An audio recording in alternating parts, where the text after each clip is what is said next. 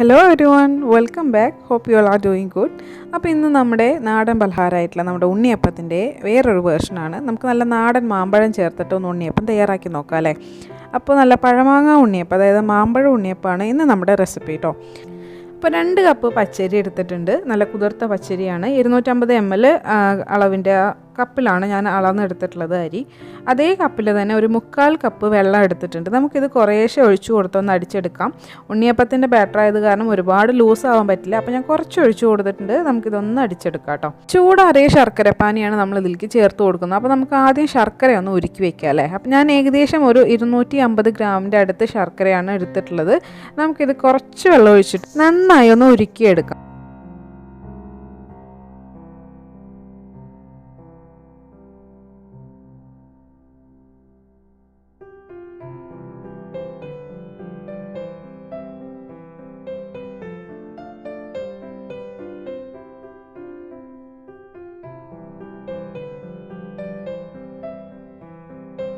അപ്പോൾ ഞാനിതേ വളരെ കുറച്ച് വെള്ളമാണ് ഒഴിച്ചു കൊടുത്തിട്ടുള്ളൂ. നമുക്കിതൊന്ന് ഇനി ഉരുക്കി റെഡിയാക്കി എടുക്കാം. അപ്പോൾ ആ സമയം കൊണ്ട് ഞാൻ അരി ആദ്യം ഒന്ന് അരച്ചെടുത്തിട്ടുണ്ട്.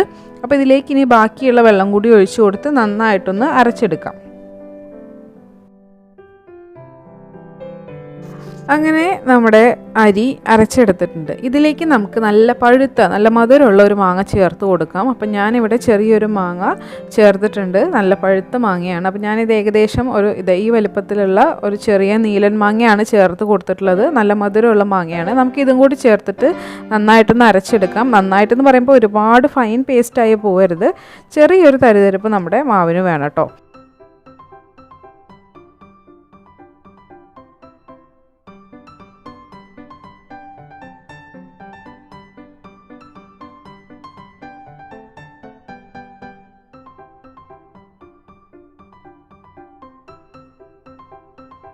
അപ്പോൾ അതിന് ശേഷം നമുക്കിത് കൈകൊണ്ട് തന്നെ നന്നായിട്ടൊന്ന് മിക്സ് ചെയ്ത് കൊടുക്കുക. അപ്പോൾ ഞാൻ അത്ര അങ്ങോട്ട് ഒരുപാട് അരച്ചിട്ടില്ല. അപ്പോൾ ചെറിയ ചെറിയ മാങ്ങയുടെ കഷ്ണങ്ങളൊക്കെ അതിൽ കിടക്കുന്നുണ്ട്. അതൊക്കെ കൈ ഉപയോഗിച്ച് തന്നെ നന്നായി എന്താ പറയുക കുഴച്ച് അതിലേക്ക് ചേർത്ത് കൊടുക്കുക.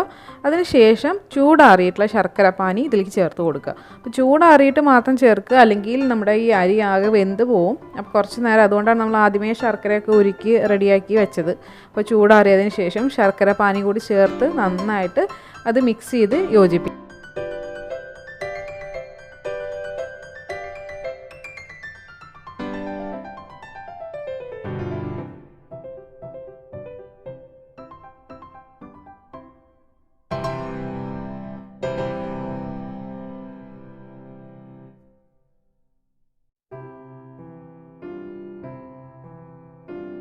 അപ്പോൾ ശർക്കര നന്നായിട്ട് മിക്സ് ചെയ്ത് കൊടുത്തിട്ടുണ്ട്. നമുക്കിനി ഇത് കുറച്ച് നേരം ഒന്ന് റെസ്റ്റ് ചെയ്യാൻ വയ്ക്കണം. അപ്പോൾ നമുക്കിതിലേക്ക് ഏലക്കാപ്പൊടിയും കൂടി ചേർത്ത് കൊടുത്തതിന് ശേഷം റെസ്റ്റ് ചെയ്യാൻ വയ്ക്കാം.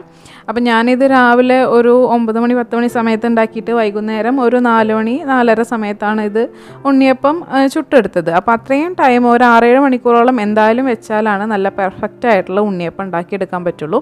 അപ്പോൾ ഇതിലേക്ക് ഏകദേശം ഒരു 1/4 ടീസ്പൂണോളം ഏലക്കാപ്പൊടി ചേർത്ത് കൊടുത്തിട്ടുണ്ട്. ഇതും കൂടി ചേർത്ത് നമുക്ക് നന്നായി മിക്സ് ചെയ്ത് ഇനി ഇത് കുറച്ച് നേരം റെസ്റ്റ് ചെയ്യാൻ വയ്ക്കാം.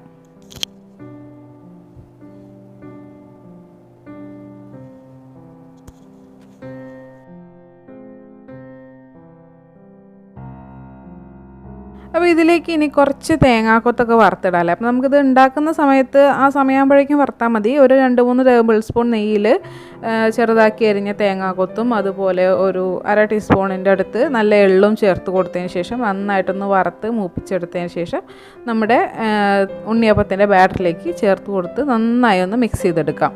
അപ്പോൾ അതും കൂടി ചേർത്ത് കഴിഞ്ഞാൽ നമ്മുടെ ഉണ്ണിയപ്പത്തിൻ്റെ ബാറ്റർ റെഡി ആയിട്ടുണ്ട്. ഇനി വേറെ ഒന്നും ചിന്തിക്കാനില്ല. നമുക്ക് വേഗം നല്ല പെർഫെക്റ്റ് ആയിട്ടുള്ള ഉണ്ണിയപ്പം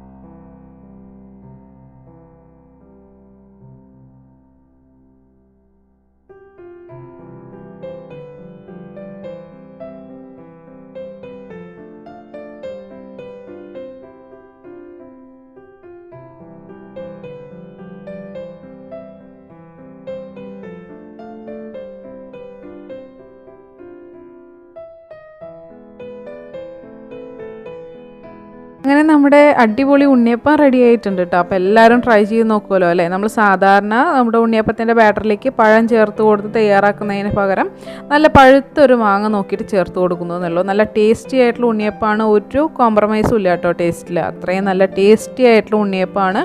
എല്ലാവരും തയ്യാറാക്കി നോക്കുക. റെസിപ്പി ഇഷ്ടമാണെങ്കിൽ ചാനൽ സബ്സ്ക്രൈബ് ചെയ്യാനും ഒപ്പം അടുത്തുള്ള ബെല്ലൈക്കൺ പ്രസ് ചെയ്യാനും മറക്കരുത്. എൻ്റെ ഫേസ്ബുക്ക് ഇൻസ്റ്റാ പേജിൻ്റെ ലിങ്കുകളും താഴെ കൊടുക്കുന്നുണ്ട്, ഫോളോ ചെയ്യാൻ മറക്കല്ലേ. അപ്പോൾ ഇനിയും നല്ലൊരു വീഡിയോ ആയിട്ട് വരാം. അതുവരേക്കും ടേക്ക് കെയർ, ബൈ ബൈ, അസ്സലാമു അലൈക്കും, താങ്ക് യു.